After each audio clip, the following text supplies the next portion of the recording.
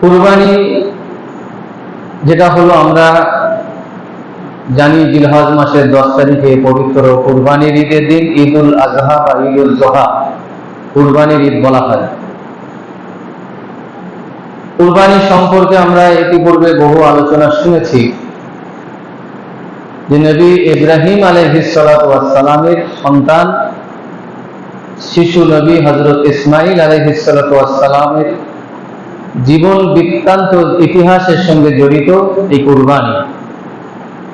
এই কুরবানিটা আমাদের নবী মুহাম্মদুর রাসূলুল্লাহ সাল্লাল্লাহু আলাইহি ওয়াসাল্লামের সুন্নাত নয়, এটা হলো নবী ইব্রাহিম আলাইহিস সালাতু ওয়াস সালামের হুকুম, মানে ইব্রাহিম আলাইহিস সালাতু ওয়াস সালামের সুন্নাত। আল্লাহর নবী ইব্রাহিম আলাইহিস সালাতু ওয়াস সালাম তিনি বৃদ্ধ বয়সে 80 বছর বয়সে কম বেশি তিনি একটা সন্তান লাভ করেছিলেন, পুত্র সন্তান, যার নাম রেখেছিলেন তিনি ইসমাইল নাম রেখেছিলেন। পরবর্তীতে তিনি একজন নবী হয়েছিলেন। ইতিমধ্যে বলে রাখা ভালো যে এই কুরবানিটা নবী আদম আলাইহিস সালাতু ওয়াস সালামের জামানা থেকেই কুরবানি প্রত্যেকটা নবীর আমলে, নবীর সময় প্রত্যেকটা নবীর উম্মতের উপরে কুরবানি ছিল। এমনকি নবী ইব্রাহিম এই নবী আদম আলাইহিস সালাতু ওয়াস সালামের জামানায় কুরবানি হতো, এবং সেই কুরবানিটা আল্লাহর দরবারে কবুল হয়েছে কিনা, আল্লাহর মনোনীত হয়েছে কিনা, আল্লাহ পাক সেই কুরবানিটা গ্রহণ করেছেন কিনা, অ্যাকসেপ্ট করেছেন কিনা, সেটা জানার জন্য আল্লাহর পক্ষ থেকে একটা আগুনের ঝলকা এসে সেই কুরবানিকৃত বস্তু বা পশুর উপরে পড়ত এবং সেটা পুড়ে ছাই হয়ে যেত, মানুষ খেতে পেত না।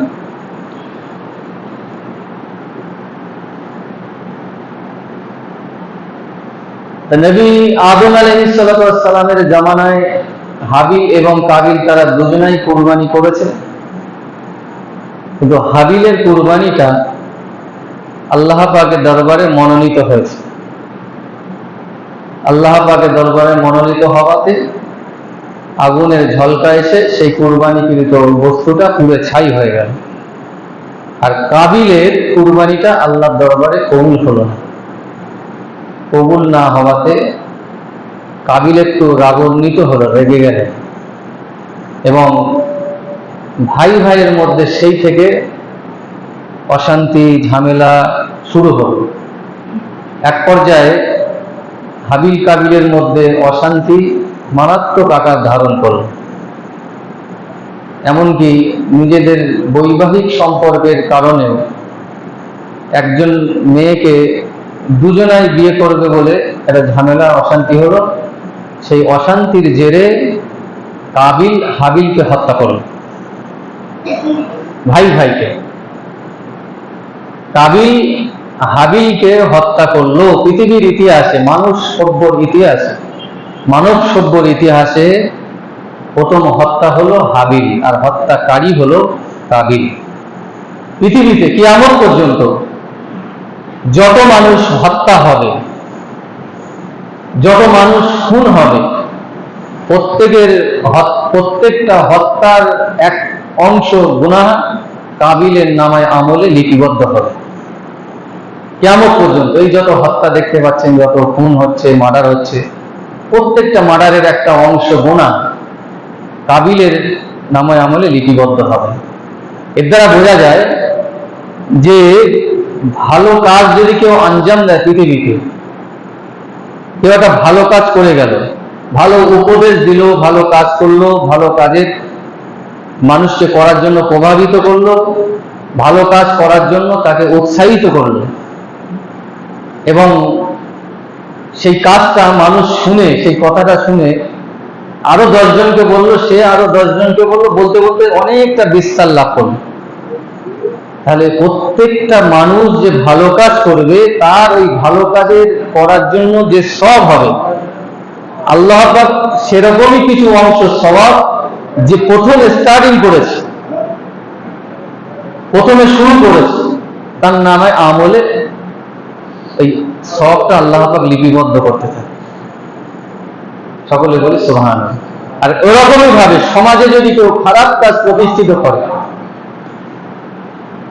সমাজে যদি কেউ খারাপ কাজ, গুনাহের কাজ, বদ কাজ যদি প্রতিষ্ঠিত করে, সেই কাজটা যতদিন পর্যন্ত কিয়ামত পর্যন্ত, সেই থেকে যে স্টার্টিং হলো, যতদিন পর্যন্ত কিয়ামত না হবে ওই কাজ করতে থাকবে, মানুষ পরম্পরা ভাবে করবে, ততদিন পর্যন্ত তার গুনাহের একটা অংশ সেই স্টার্টিং ব্যক্তির নামে আমলে লিপিবদ্ধ হবে। ওই জন্য বলেছে যে আল্লাহ রসুল বলছেন যে একটা ভালো কথা বলা, ভালো কথা মানুষের সঙ্গে বলা, এটাও একটা সাদকা, একটা দান, একটা আমল। সেজন্য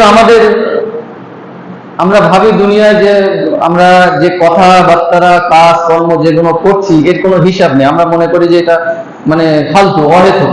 কিন্তু না, প্রত্যেকটা পা ফেলাতে আমাদের হিসাব করে চলতে হয়। প্রত্যেকটা, সামনে গেলেও হিসাব, পিছনে গেলেও হিসাব, ডাইনে বাঁয়ে যেদিকেই যাব আমাদের হিসাব করে চলতে হবে। মানে পৃথিবীর স্টার্টিং এ সেই যে কুরবানি শুরু হলো, হাবিল কাবিল দুই ভাই কুরবানি করলো, কিন্তু হাবিলেরটা আল্লাহর পক্ষ থেকে একটা আগুনের ঝলকা এসে ওই কুরবানিকৃত বস্তুটা পুড়ে ছাই হয়ে গেল। সে জানলো যে আমার গরু, আমার বাপ ও বস্তু কুরবানিটা আল্লাহ কবুল করেছে, সেটা পুড়ে ছাই হয়ে গেছে। হাবিল জানতে পারলো আমার ঠিক আছে, অসুবিধে নেই। কিন্তু কাবিল দেখলো যে আমারটা তো কবুল হলো না, আমি খারাপ লোক। এমনি আগাগোড়ায় ওই থেকে দুটো শ্রেণী মানুষ বিভক্ত হয়ে গেল। নবী আদম আলাইহিসসালাম, মা হাওয়া আলাইহিসসালামের ঔরসে যে দুটো সন্তান জন্ম লাভ করলো, একটা হাবিল কাবিল, দুটো সন্তান থেকে একটা ভালো দিক, একটা খারাপ দিক অটোমেটিক শুরু হয়ে গেল। সেই থেকে পৃথিবীতে ভালো আর খারাপের বিস্তার লাভ করবে, এবং ভালো কাজের যত সওয়াব হাবিলের নামায় আমলে যায়, আর খারাপ কাজের, খুন খারাপের যত গুনাহ কাবিলের নামায় আমলে চলে যায়। সেজন্য আমাদের উচিত হবে সবসময় ভালো কাজের আঞ্জাম দেওয়া, ভালো কাজের জন্য উৎসাহিত করা, ভালো কাজকে আরো যাতে ত্বরান্বিত হয় সেদিকে আমাদের চেষ্টা রাখা। প্রত্যেকটা নবীর আমল এরকম কুরবানি ছিল। আজকে যদি আমাদের সময় নবী মুহাম্মদুর রাসূলুল্লাহ সাল্লাল্লাহু আলাইহি সাল্লামের উম্মতের যদি আজকের সেই হুকুমটা যদি জারি থাকতো যে কুরবানি করে তোমরা পশু ময়দানে রেখে চলে যাবে, তোমারটা কবুল হয়েছে কিনা আল্লাহর পক্ষ থেকে আগুনের একটা ঝলকা এসে পুরো ছাই হয়ে যাবে, সেটা কবুল হয়ে গেল। আর যেটা ছাই হবে না সেটা ভাগাড়ে ফেলে দিত। তাহলে আমাদের মনে হয় 100 কুরবানি দিলে মনে হয় 100টাই মনে হয় কবুল হয়ে যাবে, তাই তো? আমাদের যা আয়ের উৎস, বা আমাদের যা মন মানসিকতা, আমাদের যা হিসাব নিকাশ বলে, আজকে নবী মুহাম্মদুর রাসূলুল্লাহ সাল্লাল্লাহু আলাইহি সাল্লামের উম্মতকে আল্লাহ পাক এতটাই ভালোবাসেন যে আল্লাহ পাক বলছেন আমি মনে করলে তো ওগুলো পুরো ছাই করে দিতে পারতাম। তাহলে কয়েক লক্ষ টন গোশত বা মাংস পৃথিবীতে নষ্ট হতো, তাই তো নাকি? আল্লাহ তো নিয়ে যেতেন না। আল্লাহ বলছেন লা ইয়ানালাল্লাহা লুহুমুহা ওয়ালা দিমাউহা ওয়ালা দিমাউহা ওয়ালাকিন ইয়ানালুহুত তাকওয়া মিনকুম। লা ইয়ানালাল্লাহা লুহুমুহা ওয়ালা দিমাউহা ওয়ালাকিন ইয়ানালুহুত তাকওয়া মিনকুম। হে যারা কুরবানি দাতা, তোমরা জেনে রাখো আমি তোমাদের ওই কুরবানিকৃত পশুর মাংস, হাড়, হাড্ডি, রক্ত বা চামড়ার টাকা, চামড়া, আমি আল্লাহ কিছুই চাই না, আমার প্রয়োজন নেই। ওয়ালাকিন, কিন্তু ইয়ানালুহুত তাকওয়া মিনকুম, তোমাদের অন্তরের ভয়, ভীতি, মহব্বত কতটুকু আমার জন্য উৎসর্গ করছো, উৎসাহিত করছো, কতটুকু আমার জন্য তোমরা উৎসর্গ করছো, বা আমাকে ভালোবেসে। নবী ইসমাইল আলাইহিসসালামের স্মৃতি বিজড়িত কুরবানিকে ভালোবেসে, আমি আল্লাহ তো মনে করলে যেমন ইব্রাহিম নবীর সন্তান ইসমাইলকে কুরবানির কথা বলেছিলাম, এবং তিনি প্রস্তুত ছিলেন, কুরবানি সম্পূর্ণ করেছিলেন। তাহলে সেই দিনে যদি ইসমাইল আলাইহিসসালাম যদি কুরবানি হয়ে যেতেন, তাহলে কিয়ামত পর্যন্ত কিন্তু ওই নিয়মটাই জারি হয়তো আল্লাহ রাখতেন যে প্রত্যেককে তার সন্তানকে কুরবানি করতে হতো। আমরা মনে হয় যারা মানুষ, আমরা যারা মানুষ, মুসলমান না, আমরা যারা মানুষ, মানুষ তো আগে হতে হবে তারপরে মুসলমান। আমরা মনে হয় কয়েক লক্ষ কোটি টাকা দিলেও মনে হয় সন্তানকে কুরবানি করতাম তো, নাকি? কোটি টাকা দিয়ে যদি আমাকে দেয়, কুরবানি করবো আমার সন্তানকে, উপকার করব কি? বুঝতে পারছেন না? হ্যাঁ, আমরা আমাদের সন্তানকে যে মায়া মহব্বত করি, তাহলে আমরা যদি কোটি টাকা পেলেও হয়তো আমাদের সন্তানকে কুরবানি করব না। আর আল্লাহ রাস্তায় তো এমনি ফ্রি কুরবানি তো অনেক দূর কি বাত হয়, তাই তো নাকি? সেই দিনে যদি নবী ইব্রাহিম আলাইহিস সালাম, আল্লাহ পাক বলছেন যে আমি নবী মুহাম্মদুর রাসূলুল্লাহ সাল্লাল্লাহু আলাইহি সাল্লামের পৃথিবীর মধ্যে যত পরীক্ষা নিরীক্ষা করেছি, প্রত্যেকটা নবী রাসূলকে আল্লাহ পরীক্ষা নিরীক্ষা করেছেন, কিন্তু সব থেকে বেশি পরীক্ষার সম্মুখীন হয়েছেন কে বলেন তো? আমাদের নবী মুহাম্মদুর রাসূলুল্লাহ সাল্লাল্লাহু আলাইহি সাল্লাম সব থেকে বেশি তিনি পরীক্ষার সম্মুখীন হয়েছেন। জীবন শুরু হবার আগ থেকে, মায়ের গর্ভে যখন 6 মাস বয়স তিনি পিতৃ হারা, সেই থেকে তার পরীক্ষা নিরীক্ষা শুরু হলো এবং মৃত্যুর পর্যন্ত। মুহাম্মদুর রাসূলুল্লাহ সাল্লাল্লাহু আলাইহি সাল্লামের পৃথিবীতে পরীক্ষার দ্বিতীয়, ওনার পরে দ্বিতীয় হলো নবী ইব্রাহিম আলাইহিস সালাতু ওয়াস সালামের পরীক্ষা। কঠিন পরীক্ষা। একজন 80-85 বছর কম বেশি বয়সে তিনি একটা পুত্র সন্তান লাভ করেছেন। আমরা তো বিয়ে হয়ে যাওয়ার পরে 2 বছর 3 বছর 4 বছর যেই পার হয়ে যায়, সন্তান হয় না, আমরা ছটফট করি, তাই তো নাকি? এ দরবারে ওই ডাক্তারখানায় কি কোথায় বললে গেলে হয় না হয়, কোথায় গেলে একটু সন্তান হবে সেই চেষ্টা করি, তাই তো? কিন্তু তৎকালীন সময় তো কিছুই ছিল না, আল্লাহ ভরসা। এখনো আল্লাহ ভরসা, কিন্তু আমরা আল্লাহ থেকে আবার মাজার ভরসা বেশি করি, তাই তো? কাজীপাড়া দরগায় গেলে বাচ্চা হয়ে যাবে, এই ভরসা আমাদের মধ্যে আছে তো নাকি? মানে বুঝতে পারছেন না নাকি? এখনো অনেক মেয়েদের মধ্যে আছে, দরগায় পানি দিলে তেল দিলে বাচ্চা হয়, তাই তো? যেটা বলছিলাম যে ইব্রাহিম আলাইহিস সালাম বাচ্চা সন্তান লাভ করেছে 80-85 বছর বয়স কম বেশি। আর সেই বাচ্চার যখন কম বেশি 7-8 বছর মতন বয়স, মানে একটু ফালুক ফুলুক করে খেলাধুলো করছে, বাপ মা আদর করবে, সেই সময় আল্লাহ বলছেন, কি বলছেন? ইন্নী আরা ফিল মানামি আন্নী আযবাহুকা ফানজুর মাযা তারা। আল্লাহর নবী ইব্রাহিম আলাইহিস সালাম বলছেন, ইসমাইল আমার পুত্র, আমার সন্তান, আরা ফিল মানাম আন্নী আযবাহুকা ফানজুর মাযা তারা। আমি দেখলাম স্বপ্নে, আল্লাহ আমাকে দেখালো যে আন্নী আযবাহুকা, আমি তোমাকে যেন কুরবানি করছি। বলেন না সুবহানাল্লাহ। ফানজুর মাযা তারা, কোরআন শরীফের আয়াত, প্রত্যেকটা অক্ষরের এক একটা করে বিশাল একটা তার অর্থ, তার তরজমা তাফসীর আছে। 80-85 বছর 90 বছর তখন কম বেশি বয়স ইব্রাহিম আলাইহিস সালাম। 7 বছর 6 বছর বাচ্চার বাপ, সন্তান আর পিতা কথা হচ্ছে যে আমি তোমাকে স্বপ্নে দেখলাম যে কুরবানি করছি। ফানজুর মাযা তারা, হে আমার সন্তান, 7 বছরের বাচ্চা, তাকে বলছে এতে তোমার মতামতটা কি?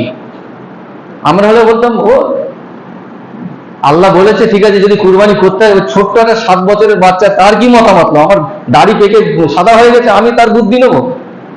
এর দ্বারা পরিষ্কার কোরআন থেকে আল্লাহ পাক শিক্ষা দিচ্ছে আমাদেরকে, সবসময় বাচ্চাদের উপরে বাই প্রেশার করে কিছু করতে যাবে না।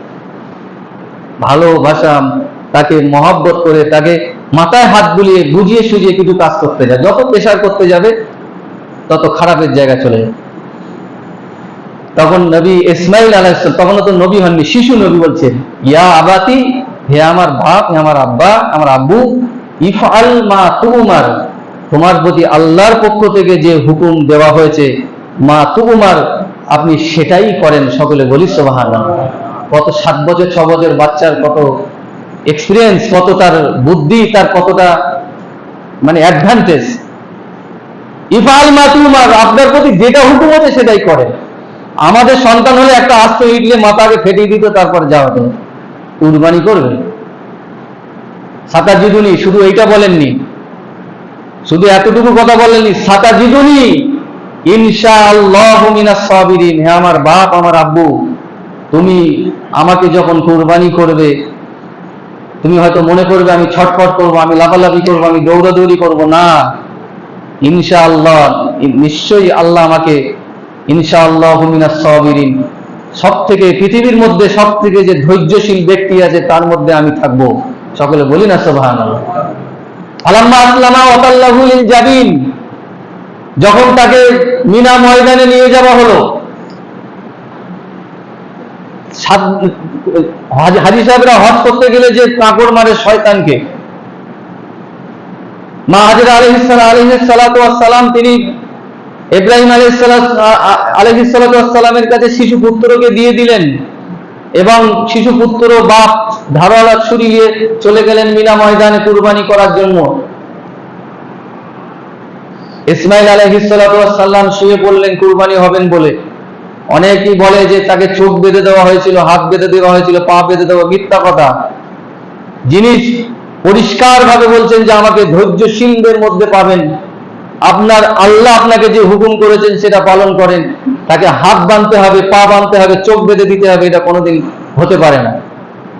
ইসমাইল আলাইহিস সালাতু ওয়াস সালাম তিনি পরিষ্কার বলেছিলেন যে আমার আব্বু যেটা হুকুম হয়েছে পালন করেন, আমাকে কোনো রকম ভাবে ডিস্টার্ব আমি আপনাকে করব না। আল্লাহর রাসূল নবী ইব্রাহিম আলাইহিস সালাতু ওয়াস সালাম ফালাম্মা আসলামা, যখন ছুরি চালালেন, ওয়াতাল্লাহু লিল জাবিন, যখন ছুরি চালাবেন, পৃথিবীর আকাশে যত ফেরেশতা, যত জিন, পৃথিবীর সমস্ত পশু পক্ষী আল্লাহর দরবারে কেঁদে উঠেছিলেন, আল্লাহ আপনার বান্দা যে এতটা পরীক্ষার সম্মুখীন হয়ে তার কলিজার টুকরা, তার জন্মদাতা বাপ, তার কলিজার টুকরা সন্তানকে জবাই করতে পারে, এটা আমরা কোনোদিন ধারণা করতে পারিনি। আমরা পৃথিবীর সমস্ত জিন জাতি, ফেরেশতা জাতি, আমরা সমস্ত পশু পক্ষী আজকের আল্লাহ আপনার দরবারে দোয়া চাইছি, আপনি এই দৃশ্য আমাদেরকে আর দেখাবেন না, এর বিকল্প আপনি একটা কিছু ব্যবস্থা করেন। সকলের দোয়ার বাবরকতে আল্লাহ পাক সেদিনকেও ইসমাইল আলাইহিস সালাতু ওয়াস সালামের পরিবর্তে জিবরাইল আলাইহিস সালাতু ওয়াস সালামকে বলেছিলেন, জিবরাইল শিগগিরই তুমি জান্নাত থেকে একটা দুম্বা নিয়ে চলে যাও, ইসমাইল আলাইহিস সালাতু ওয়াস সালামকে সরিয়ে দিয়ে সে জায়গায় দুম্বা তুমি খাড়া করে দাও। বলেন না সুবহানাল্লাহ। ছুরি চালালেন, দেখলেন যে কুরবানি হয়ে গেল। কুরবানিটা কি হলো? জান্নাতি একটা পশু। সকলে বলি সুবহানাল্লাহ। সেই দিনেতে যদি আমরা দেখতাম যে ইসমাইল আলাইহিস সালাতু ওয়াস সালাম কুরবানি হয়ে গিয়েছে, আজ হয়তো আমাদের উপরে সেই হুকুমটা জারি থাকতো, কিন্তু আল্লাহ পাক তিনি কিন্তু সেই কঠোর দিলেন নয় যে তার বান্দাকে কুরবানি করার জন্য হুকুম করবেন। আল্লাহ কত রকম তিনি পদ্ধতি তৈরি করেছেন যাতে বান্দা পৃথিবীতে অহরহ বাড়তে থাকে, আর তিনি কুরবানি করাবেন। আল্লাহ পাক সেই কুরবানি দিয়ে শিক্ষা দিয়েছেন যে আমি মনে করলে তোমাদের সন্তানকে কুরবানি করতে বলতাম, কিন্তু না, তোমাদের যৎসামান্য আয় থেকে তোমরা সাহেবে নেশাব হলে একটা মোটামুটি ভাবে একটা পশু তোমরা ক্রয় করে পালন করে তোমরা বছরে একটা দিন কুরবানি করো। সেই কুরবানিটা, তার কুরবানির গোশত, মাংস, হাড় হাড্ডি, আমি লা ইয়ানাল্লাহু লুহুমুহা ওয়ালা দিমাউহা ওয়ালাকিন ইয়ানালুহুত তাকওয়া মিনকুম, আমি তোমাদের গোশতের দিকে তাকিয়ে নেই, মাংস, হাড্ডি, রক্ত, চামড়ার টাকার দিকে কিছু কোনোটার দিকে তাকিয়ে নেই। আমি দেখবো তোমাদের শুধু অন্তরের একটু, যে আমার জন্য তোমরা কি করতে চাইছো। মনে করলে তো আমি সেগুলো জ্বালিয়ে দিতে পারতাম, পুড়িয়ে দিতে পারতাম না, আমার বান্দারা খাবে, অসহায় গরিবরা খাবে। এই কুরবানির পিছনে অনেক ইতিহাস আছে। একদিকে একটা পৃথিবী জুড়ে একটা বিরাট একটা ব্যবসায়ী অর্থনৈতিক ডেভেলপ হয় কুরবানিটা, তাই তো নাকি? পৃথিবী জুড়ে একটা অর্থনৈতিক ফিনান্সিয়াল ডেভেলপ, একটা বিশাল একটা ডেভেলপ হয়। অনেক গরিব মানুষ দেখা যাচ্ছে সারা বছর তাকিয়ে থাকে কুরবানির সময় একটা গরু ছাগল বিক্রি করে কিছু পয়সা পায়, এবং অনেক গরিব মানুষ আছে দেখা যায় সারা বছর তাদের ঠিক মতন গোশত খাওয়া হয় না, আল্লাহ তার একটা ব্যবস্থা করে দিয়েছে। সেজন্য আমরা কুরবানির সবাই যারা সাহেবে নেশাব কম বেশি ওই 3 দিনে 10, 11, 12 তিনটে তারিখে, জিলহজ মাসের 10, 11, 12 তারিখে যদি কেউ সাহেবে নেশাব হয়, বর্তমান সময় কম বেশি 40, 45 কি 50 হাজার টাকার মালিক হয়, ওই 3 দিনে তার উপরে কুরবানি ওয়াজিব হয়ে গেল। আমরা সবাই চেষ্টা করব যে নবী ইসমাইল আলাইহিস সালাতু ওয়াস সালামের স্মৃতি বিজড়িত যে কুরবানি, সেই কুরবানি আমরা সবাই দেওয়ার চেষ্টা করব, এবং সেটা আল্লাহকে খুশি করার জন্য। কেন আমরা কুরবানি দেওয়ার সময় বলি ইন্না সলাতি ওয়া নুসুকি ওয়া মাহইয়ায়া ওয়া মামাতি লিল্লাহি রাব্বিল আলামিন, যে আমার নামাজ, আমার কুরবানি, আমার জীবন, আমার মরণ সব কার জন্য? লিল্লাহি রব্বুল আলামিন, সব আল্লাহর জন্য। আল্লাহ যাতে খুশি হয় আমরা সেই হিসেবে আমরা কুরবানি করব। আল্লাহ পাক আমাদের সকলকেই সেই কুরবানি করার তৌফিক দান করেন। কুরবানির পশু যারা কিনে ফেলেছেন বা কিনেছেন সেগুলো সুস্থ রাখেন, এবং যারা কিনবেন বলে যারা এখনো নিয়ত করছেন, আল্লাহ পাক সকলকে ক্রয় করার তৌফিক দান করেন। সকলে বলি আমিন। আল্লাহ